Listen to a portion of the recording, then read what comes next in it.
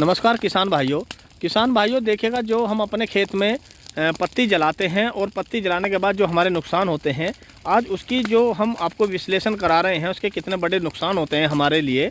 क्योंकि कुछ ही समय के लिए हम अपनी पत्ती जलाते हैं, तो जो उसके नुकसान हैं वो सबसे बड़ा जो नुकसान होता है फसल अवशेष जलाने से खेत में जो मौजूद केंचुए होते हैं, जो कहीं ना कहीं केंचुए हमारे किसान के मित्र होते हैं, जो वो जल जाते हैं और उससे बहुत बड़ा नुकसान होता है। और दूसरा नंबर जो है किसान भाइयों, वो भूमि की लाभदायक जो जीवाणु होते हैं वो भी मर जाते हैं जलाने पर। और इससे जो तीसरा नुकसान होता है किसान भाइयों, वो भूमि की जो फसल उत्पादन क्षमता होती है वो भी हमें कहीं ना कहीं कम देखने को मिलती है, जिससे कि फसल जो हम बोते हैं अगली, उसमें कहीं ना कहीं हमें नुकसान देखने को मिलता है। और जो चौथा है, फसलों में पैदावार में कमी आती है। और जो किसान भाइयों अगली फसल में जो अधिक उर्वरकता की जो आवश्यकता पड़ती है, कहीं ना कहीं उसको भी कम हो जाती है। और जो सबसे आखिरी और सबसे प्रदूषित जो इसका प्रभाव पड़ता है हमारे वातावरण पर, जिससे पर्यावरण दूषित हो जाता है। और इस पे कहीं ना कहीं काफ़ी चीज़ें दिखाई जाती हैं किसान भाइयों। और जो इसके अगर हम अपने खेत में पत्ती नहीं जलाते हैं तो उसमें हमारे जो फसल अवशेष होते हैं उसमें न जलाने के हमें कितने फ़ायदे मिलते हैं, वो भी हम आज आपको बताते हैं। और आप भी आज जान लीजिए। देखिए, खेतों की जो उर्वरक शक्ति है वो बढ़ जाती है कहीं ना कहीं पर, और खेतों की जो जल धारण क्षमता है वो भी बढ़ती है, क्योंकि जल सोखने की क्षमता भी कहीं ना कहीं अधिक हो जाती है। उसके बाद किसान भाइयों जो तीसरा नंबर आता है, जीवांश की अधिक मात्रा बढ़ने से केंचुए भी लाभदायक हो जाते हैं, क्योंकि जब केंचुए मरेंगे नहीं तो कहीं ना कहीं वो बढ़ते ही रहेंगे, जिससे किसान को अधिक मात्रा में उसको लाभ मिलेगा।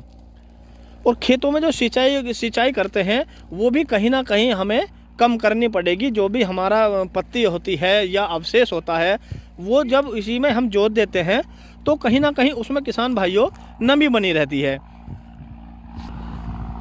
तो ये थे न जलाने के कारण। और हम अगर आपको एक चीज़ और बताएं कि फसल अवशेष जो प्रबंधन है उसको हम किस प्रकार कर सकते हैं, तो सबसे पहला है कि फसल अवशेष मिट्टी में मिलाकर उसकी सिंचाई कर दें, जिससे कि हमारा सारा जो भी अवशेष होता है वो कहीं ना कहीं गल जाता है।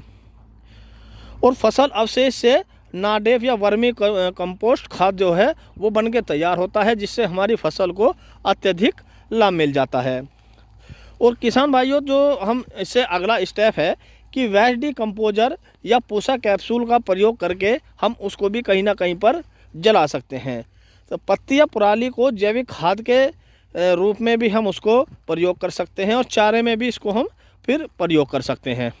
इसके ऊपर कहीं ना कहीं सरकार से अधिक मात्रा में इसके ऊपर आर्थिक दंड भी किसानों के लिए लगाए गए हैं। लेकिन उससे पहले मेरा निवेदन है कि जो भी किसान भाई हमारे चैनल पर नए आए हैं, या जिस किसी किसान भाई ने हमारा चैनल सब्सक्राइब नहीं किया है, कृपया करके चैनल को सब्सक्राइब कर ले, क्योंकि किसानों के हक में जो भी चीज़ें होंगी वो हम आपको हमेशा बताते रहते हैं। और ये याद रखने के लिए हर किसान को पता होना चाहिए, ताकि वो चाहे इसका नियम या पालन करे या ना करे, लेकिन ये चीज़ें किसान को पता होनी चाहिए। इसके लिए जो जुर्माने का प्रबंधन लगाया किसान भाइयों, वो 2 एकड़ से कम क्षेत्र के लिए 2500 रुपये यानी कि 2500 रुपये प्रति घटना के हिसाब से लगाया गया है। और 2 एकड़ से 5 एकड़ क्षेत्र के लिए इसके ऊपर जो किसानों के ऊपर दंड रखा गया है वो 5000 रुपये का रखा गया है। और जो 5 एकड़ से अधिक क्षेत्र के लिए जो इसके लिए मापदंड रखा गया है, जो पत्ती जलाता हुआ हमें मिलता है, वो 15,000 प्रति रुपये घटना के हिसाब से मिलता है।